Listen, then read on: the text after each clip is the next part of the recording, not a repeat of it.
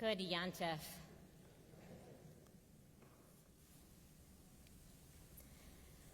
When I handed down my decades-old ripped blue jeans to my teenaged daughter, and I told her they were so old that they used to be my fancy jeans, she asked how that could be so. Why would I have bought ripped blue jeans as my fancy jeans? Well, honey, they were not ripped when I bought them. A congregant recently told me about her clothing mending business called Love My Schmata. A part of the visible mending movement, there's no subtle same-colored stitching. Stitching and patching are meant to attract attention with an intent to discourage people from discarding clothing and producing textile pollution.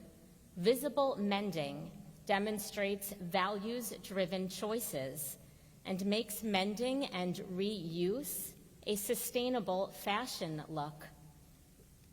Visible mending is a walking example of exposed imperfection and repair.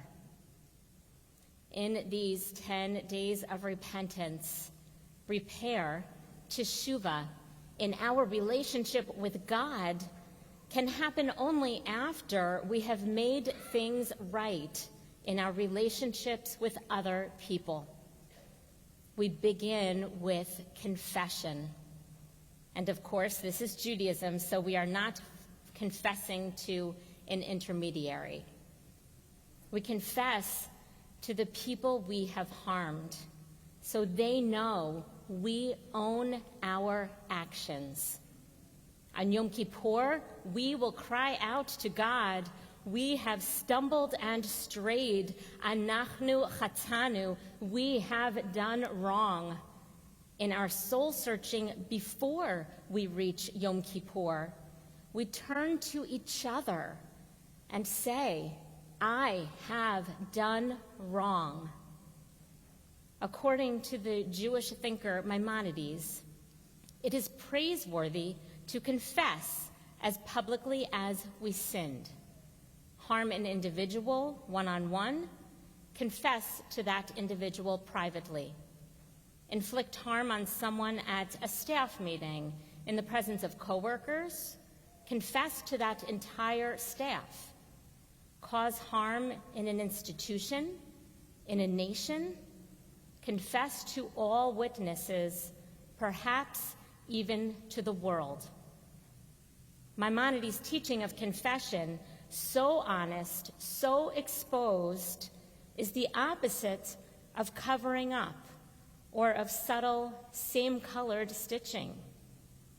Expanding on Maimonides' message about confession in her book on repentance and repair, Making Amends in an Unapologetic World, Rabbi Danya Ruttenberg illustrates the power of a victim-centric approach, that is, a focus on the feelings, needs, and healing of the victim. With confession, by owning the harm, the wrongdoer lifts a portion of the burden off the victim. She teaches resistance to confession is a manipulative way of denying reality, which piles more harm on top of the original offense. Of all of the steps of teshuvah, I think that confession is the most countercultural. In a society that favors cover-ups more than honesty, liability protection over accountability, and filtered presentation over reality, it is no wonder that truths that can rock the boat are scarier than the actual holes in the boat. When the first response to harm we have caused is, how can I make sure no one finds out, rather than How can I make sure everyone who witnessed knows my behavior was unacceptable? We are shaped by a culture of fear rather than accountability. Perhaps confession is not only countercultural in our own time. There is a story of a woman and a priest in the ancient days of the Tanakh, the Hebrew Bible that is traditionally read on Rosh Hashanah. This woman, Hannah, deeply distressed in her infertility struggle, visits a temple. Overcome by despair, yet holding on to hope, she quietly prays to God. Eli, the priest, seeing Hannah's lips move but hearing no sound, accuses her of public drunkenness and scolds her to sober up. Hannah explains to Eli that in her anguish, she has been pouring her heart out to God. When Eli the priest realizes he was wrong, he responds, "Then go in peace, and may God grant you your prayers." Hannah accepts his blessings. Eli has extended himself with a kind word. But notice, he does not outright admit his offense or commit to doing better the next time he has the opportunity to give someone the benefit of the doubt. And in their unequal power balance, she does not call him out on that, but simply accepts that he has ceased to scold her and that he offers kindness, his safe teshuvah. Could Hannah be thinking, well, is it me, or did he just harshly judge and scold me and then not acknowledge his unfair assumption? Did that just happen? Or did I make it into something bigger in my mind than it actually was? Denying her the validation that confession brings, even with his kindness, he offers a quiet payoff in his blessing, hiding the truth of his wrongdoing, protecting himself from emotional exposure, and taking the safe route. The priest Eli lets himself off the hook. A cautionary tale to any of us tempted to avoid facing hard truths about ourselves. What would it mean to learn from Eli's shame? And in our shameful moments, when we have harmed others, to embrace teshuvah with the first step of confession in a way that is less safe, less comfortable, less minimizing of the harm, more centering of the victim's feelings. To face our fears about how harmful we can be, about the consequences that can result, to take responsibility, to say, I have done wrong. Rabbi Danya Ruttenberg tells the story of how the Hollywood producer of the television show Community demonstrated and his victim confirmed the power of confession. After earlier vague apologies on his podcast about being a bad boss, producer Dan Harmon unequivocally and publicly confessed his sexual harassment of a woman in his writer's room. To that same podcast audience, Dan Harmon said later of the sexual harassment, I let myself keep doing it, and it's not as if this person didn't repeatedly communicate to me that I was causing harm. I just didn't hear it because it didn't profit me to hear it. He confessed that following her rebuff, he treated her cruelly, did things he says he never would have done had she been male. After Harmon's public confession, the woman whom he harassed responded that she felt validated for her own experience and suffering after having endured the harassment, the loss of a potential mentor, the doubts about what happened, and about whether she really had talent. It gave her some relief. It helped. This producer rejected safe confession and leaned into riskier, truthful confession. He opened himself up to litigation and risked his reputation. Focusing on the needs of the person he harmed, choosing her well-being over his comfort, he did not attempt to hide his actions or avoid consequences. With a reach as public as his reputation, the confession announced he owned his wrongs. It set the record straight.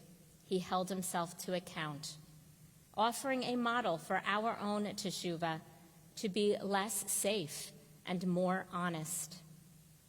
Amends and changed behavior are critical. And how powerful, hard, countercultural, but powerful are those initial words, "I was wrong." The power of confession is real.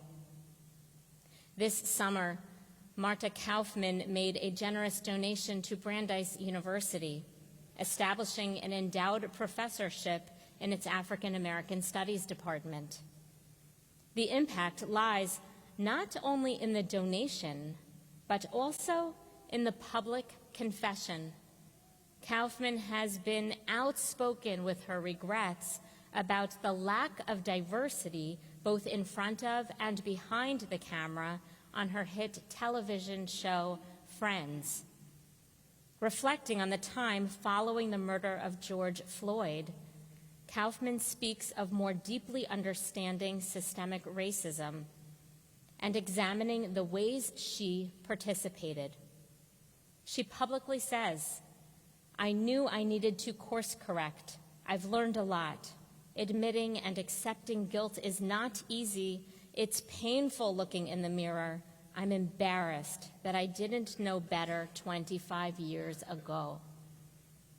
With a reach as public as her reputation, the confession announced she owned her wrongs, offering a model for our own teshuvah.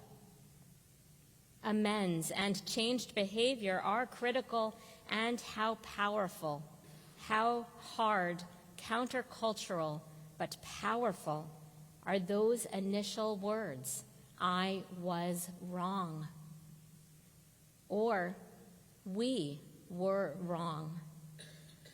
In a speech commemorating the 40th anniversary of the end of World War II, then German President Richard von Weizsäcker offered what was essentially a confession. Quote, "Who could remain unsuspecting after the burning of synagogues, the plundering, the deprivation of rights, the ceaseless violation of human dignity? Whoever opened their eyes could not fail to notice that Jews were being deported. But there were many ways of shunning responsibility, keeping mum. All of us, whether guilty or not, are liable for it. If we remember that disabled persons were put to death in the Third Reich, we will see care of people with mental illness as our own responsibility. If we remember how people persecuted on grounds of race, religion, and politics and threatened with certain death often stood before the closed borders of other countries, we shall not close the door today on those who are being persecuted." End quote. Forgiveness of the Nazis, I do not believe is possible. but validating the experience of the Holocaust survivors, this means something. Every human being, every institution, and every nation inflicts harm. The question is, when we do, will we acknowledge with confession, bear responsibility, and engage in teshuvah? This year, leaders of our national Reform Jewish movement engaged in a painful process of reckoning, conducting independent investigations of past misconduct. Sharing publicly their devastating reports, they confessed a history of abuse of power, which I addressed earlier this year. In keeping with Maimonides' standard, the Reform leaders' confessions were as or more public than the sins, messaging to the entire impacted community that this behavior is a violation of our values and profoundly wrong. I do not believe the reports reveal a problem particular to the Reform movement. They reveal a truth of abuse of power in our society, in our communities, Jewish or not, religious or not. Amends and transformation are critical, and how powerful, hard, countercultural, but powerful are those initial words, "We were wrong." Whether we have sinned publicly or simply privately failed a friend, in our institutions, our boardrooms, our kitchen tables, from justice work to our most intimate relationships, we all need to hold up a mirror with scrutiny to ask, when was my behavior harmful? When was I a bystander to harmful behavior? In what ways do I benefit from harmful behavior? And how do I need to take responsibility? This sacred Jewish time compels us to present not only our filtered selves, but our honest selves, to find the courage to expose the vulnerability of imperfection, all walking examples of brokenness. With soul-searching work, we can also be walking examples of repair. This morning in the Unatana Tokef, we spoke these words to God. You urge us to return from our ways and live in these holy days, striving for repair, for growth. We do the painstaking work to return from our ways and live, that we may open the prayer book on Yom Kippur and read, God, you teach us the true purpose of confession, to turn our hands into instruments of good. Receive us as you promised in the fullness of our heartfelt teshuvah. Amen.